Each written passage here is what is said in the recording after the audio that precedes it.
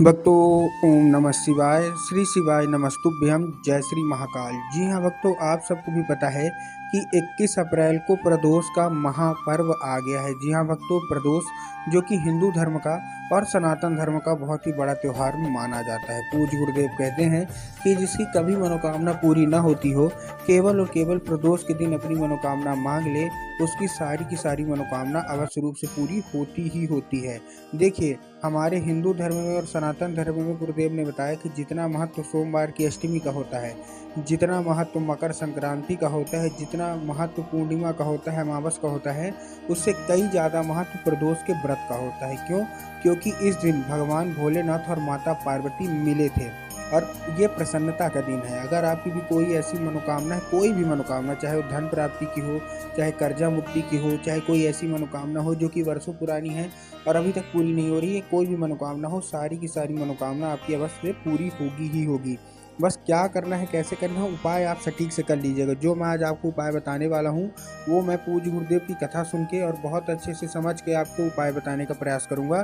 तो बस उपाय पूरा सुनिएगा। अगर आपने आज उपाय ध्यान से सुन लिया ना, तो 100% है मनोकामना पूरी होगी ही होगी। देखिए, आपको भी पता है कि पूज्य गुरुदेव की जो कथा होती है उसमें लाखों की भीड़ आती है। क्या होती है कि पूज्य गुरुदेव की जो कथा होती है ना, उसमें लाखों की भीड़ आती है।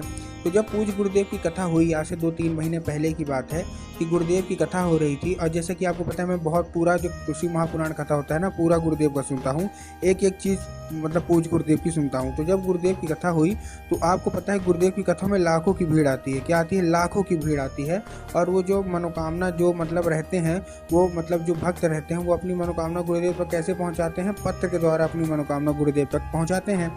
तो जब गुरुदेव कथा कर रहे थे तो लोग क्या है कि जब गुरुदेव के पास पत्र के द्वारा मनोकामना पहुंचाया और गुरुदेव ने पत्र पढ़ा, तो उसमें बहुत सारे लोगों की यही मनोकामना थी कि गुरुदेव हमारी धन प्राप्ति की मनोकामना नहीं हो रही है। किसी के था कि गुरुदेव हमारे जीवन में कर्जा बहुत बढ़ गया, कृपया करके कोई कर्जा मुक्ति का उपाय बता दीजिए। किसी के था कि गुरुदेव हमारी कोई बीमारी है वो ठीक नहीं हो रही है। मतलब सबके अलग अलग तरह से क्या थे? मनोकामना थे। तब गुरुदेव ने 2 से 3 उपाय बता दिए थे अलग अलग। एक धन प्राप्ति का बताया था, मनोकामना पूर्ति का बताया था और कर्जा मुक्ति का। और बोला कि प्रदोष के दिन ये कर लेना, जो मासिक प्रदोष आते हैं ये कर लेना, तुम्हारी सारी की सारी मनोकामना अवश्य रूप से पूरी हो जाएगी। गुरुदेव ने जब ये उपाय बताया तो लोग अपने घर गए और गुरुदेव के बताया गया अनुसार जाके अपने घर में उपाय किए। जब लोगों ने उपाय किए उनको फल मिला। 1 से 1.5 महीने के बाद गुरुदेव की कथा में वापस आ गए और फिर से गुरुदेव को पत्र लिखा। लेकिन इस बार का जो पत्र था ये गुरुदेव को धन्यवाद के रूप में पत्र था कि गुरुदेव धन्य हो आपका, आपके द्वारा बताया गया उपाय हमने कर लिया है, हमारी सारी की सारी मनोकामनाएं भी पूरी हो गई है, आपका कोटि कोटि धन्यवाद, आप बहुत ही चमत्कारी उपाय आपने बता दिया, बाबा भोलेनाथ खुश हो गए। तो देखिए, अगर आप भी, जो लोग भी मेरी अभी आवाज़ सुन रहे हैं, अगर आपको भी जानना है कि आखिर ऐसा कौन सा उपाय है जिसको करने मात्र से लोगों की सारी मनोकामनाएं पूरी हो जाती हैं, तो चलिए हम बताते हैं आपको आज की इस वीडियो में।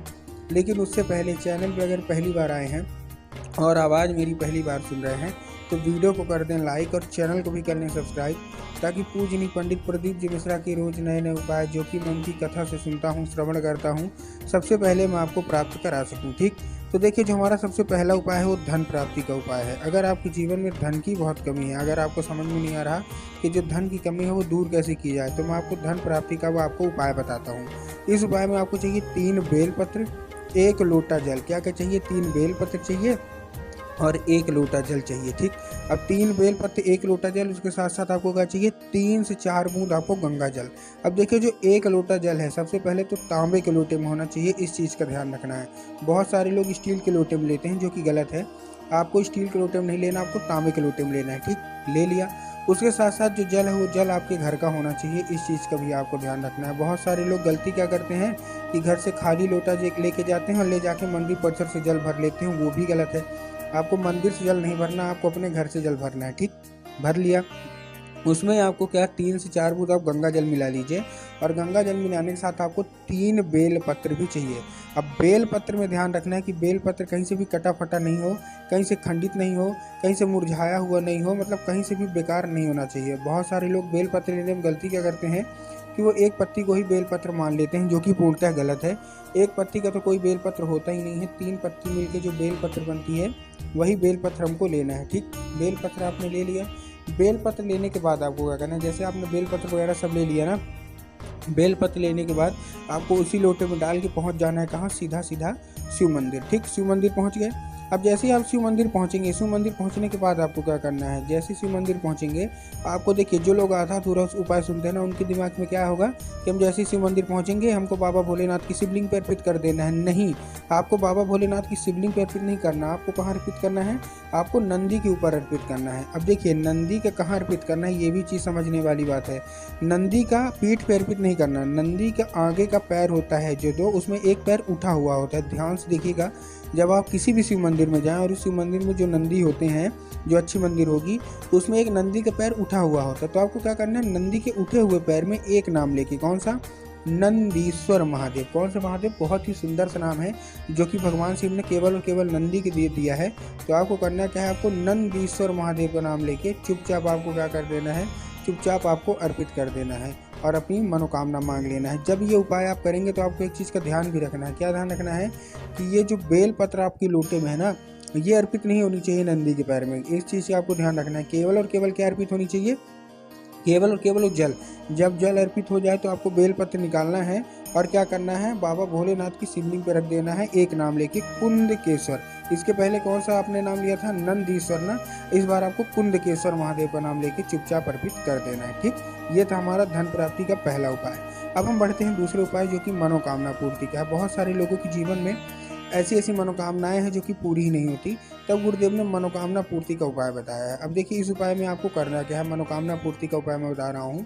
इस उपाय में आपको 2 दीपक लेना है। ठीक, अब दीपक कैसी होनी चाहिए, सबसे पहले दीपक मिट्टी का होना चाहिए। मिट्टी के साथ साथ उसमें गोल बाती होना चाहिए और घी होना चाहिए। ठीक, बहुत सारे लोग तो अलग अलग तरीके से लेते हैं, कोई तेल का ले लेगा, कोई आटे का दीपक। ऐसा आपको नहीं करना। अगर आप हमारे चैनल पे आए तो ध्यान से पूरा सुनिएगा, पूरा आपको सही से बता रहा हूँ। आपको क्या चाहिए, गोल बाती चाहिए, मिट्टी का दीपक चाहिए और घी चाहिए। 2 दीपक में एक आपको घर में रख के जाना है, एक आपको लेके जाना है कहाँ, बेलपत्र के पेड़ के नीचे। अब जब आप बेलपत्र के पेड़ के नीचे जाएंगे तो समय कौन सा होना चाहिए, प्रदोष काल। अब देखिए, जिसको पता है कि प्रदोष काल कब मनाया जाता है, क्या मनाया जाता है, तो ठीक है। पूज्य गुरुदेव ने बताया है कि प्रदोष काल जब दिन मतलब ढल रहा हो, रात आने वाली हो, उसी को हम लोग प्रदोष काल बोलते हैं। तो आपको करना क्या है, आपको प्रदोष काल में क्या करना है, पहुंच जाना है 6 से 7 के बीच और सबसे पहले बेलपत्र के पेड़ के नीचे जाना है, 3 बार परिक्रमा करनी है और माता पार्वती का स्मरण करके, क्योंकि पूज्य गुरुदेव कहते हैं कि बेलपत्र के पेड़ में स्वयं माता पार्वती का वास होता है। तो माता पार्वती का स्मरण करके आपको चुपचाप क्या कर देना है, बेलपत्र के पेड़ की जो जड़ है ना, वहाँ आपको अर्पित कर देना है। ये मतलब जो दीपक है वो, ये पहला दीपक, मनोकामना भी आप मांग लीजिएगा। उसके बाद आप घर आइए, जो दूसरा दीपक है वो आपको अपने घर की चौखट के बाहर अर्पित करना है, जो भी आपकी चौखट के बाहर होगा। पूज्य गुरुदेव कहते हैं कि अगर आप अपने घर की चौखट के बाहर अर्पित करते हैं तो बाहर की जो भी नकारात्मक ऊर्जा है वो आपके घर में प्रवेश नहीं करती। तो उम्मीद करता हूँ आपके जितने भी आज मैंने उपाय बताए आपको समझ में आ गए होंगे।